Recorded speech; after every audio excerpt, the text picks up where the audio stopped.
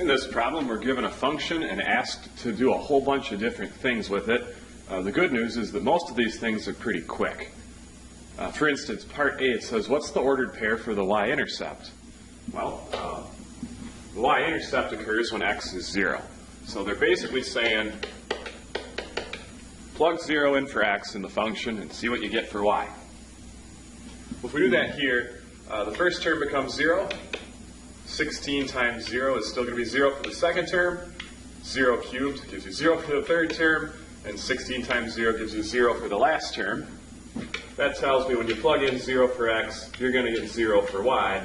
That's the ordered pair of the y-intercept.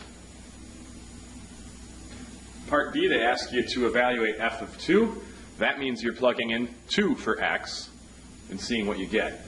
So negative x to the fourth is going to become negative 2 to the fourth, plus 16x squared is going to become 16 times 2 squared, minus x cubed is going to become minus 2 cubed, and plus 16x is going to become plus 16 times 2, and then we just do the math here.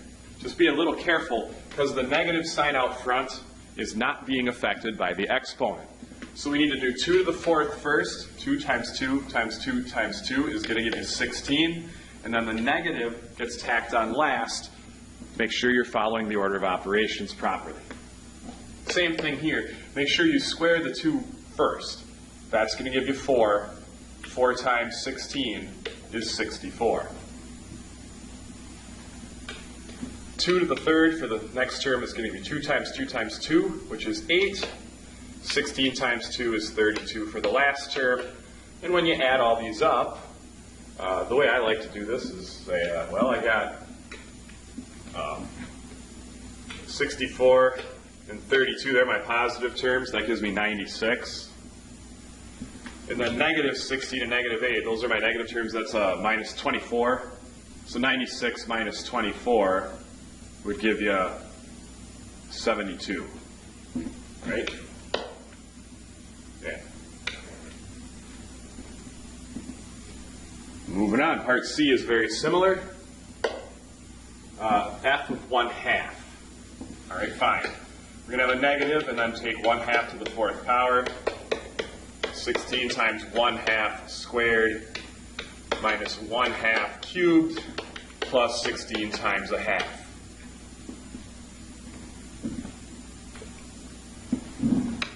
A half times a half is a fourth. Times a half is an eighth. Times a half is a 16th. We have negative 1/16 for the first term. For the next term, square the half first. A half times a half is a fourth. And then a fourth of 16 means divide 16 by 4. Here we're going to have a half times a half times a half. That's an eighth. And then here we have a half of 16, which is 8.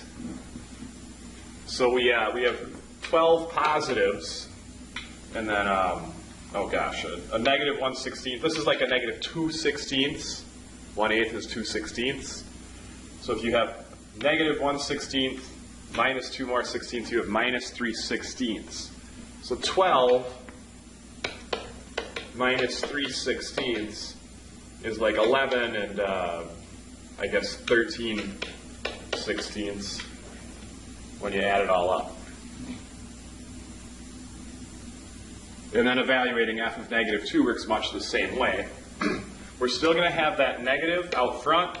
Then we're going to have a negative 2 in our parentheses. That's what's going to the fourth power. Same thing here. The negative 2 is going to be inside the parentheses now because we are plugging in negative 2 to replace the x. Minus x cubed is going to be quantity negative 2 cubed. And plus 16x is plus 16 times negative 2.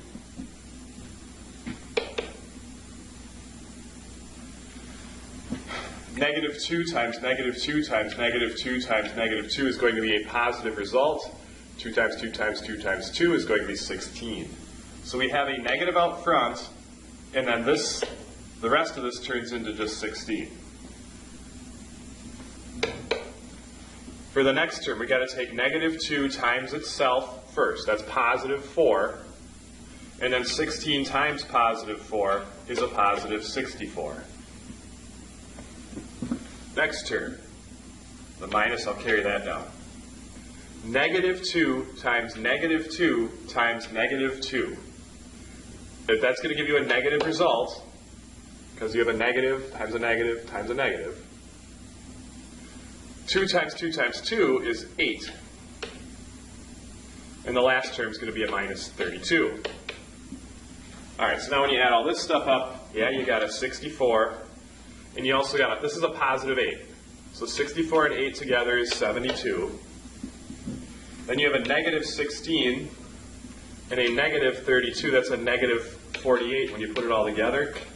And if you combine those, you get, oh my goodness, what, 36? No. 24.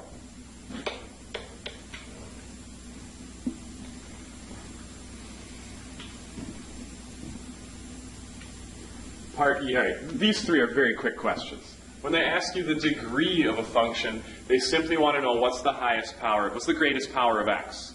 In this case, it's 4.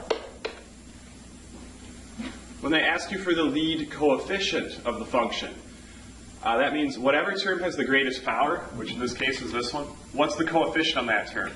Well, keeping in mind there's a little 1 in front of that with a negative sign, that tells me the lead coefficient, the coefficient of the greatest power of x, is negative 1. And then how many roots does the graph of x have? The answer to that will always be the same as its degree. So if it had a degree of 4, that means it has 4 roots.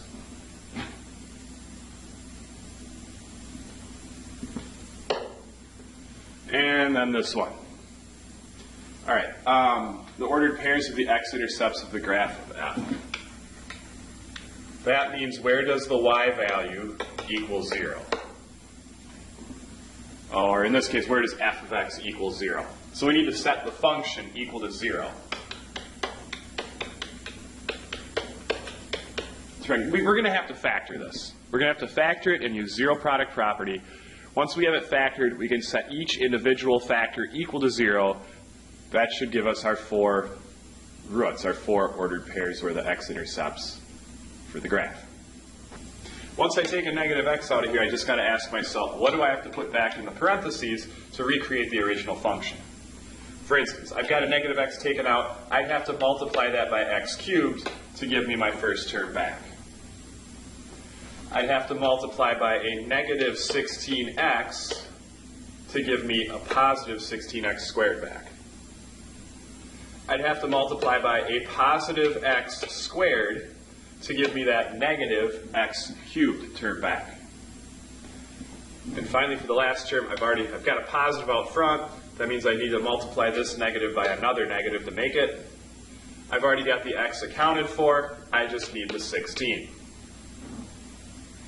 Now this is partially factored. I can still actually factor the stuff in the parentheses here. Let me just copy this onto a clean page. I'm going to keep this negative x out front, but when I have 4 terms like this where the GCF is 1, the next best thing to do is group the factor by grouping. So,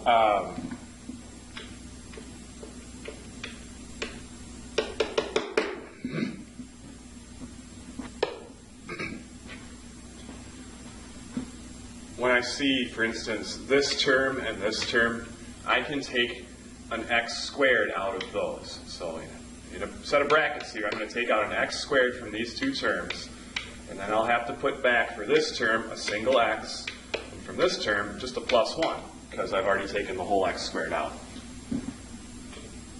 Then from this term and this term, I can take out a negative 16. I'll put a negative 16 out here. And then what do I have to put back? Well, for this term, I have to put back an x. And for this term, I've already got a negative 16, so I'm just going to multiply that by a positive 1. Now you'll notice the x plus 1 is common to both factors in the brackets. So I'm going to put that x plus 1 kind of out front as a common factor. And that leaves me with x squared minus 16 as my leftovers.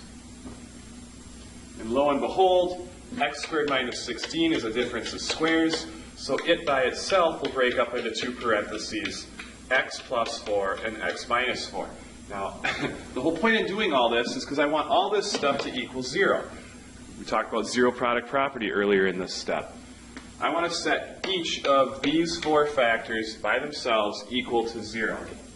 If I set the first factor equal to 0, if negative x is 0, that just tells me x has to be 0. If x plus 1 is 0, that tells me x has to be negative 1. If x plus 4 is 0, that tells me x has to be negative 4. And if x minus 4 is 0, that tells me x has to be positive 4. I guess they wanted this in ordered pairs, didn't they? Yeah, what are the ordered pairs of the intercepts? Well, it's going to be 0, 0 because of this one. It's going to be negative 1, 0 for the second one. It's going to be negative 4, 0 for the third factor, and 4, 0 for the final. And after long last, those are your 4 answers for the last part of this problem.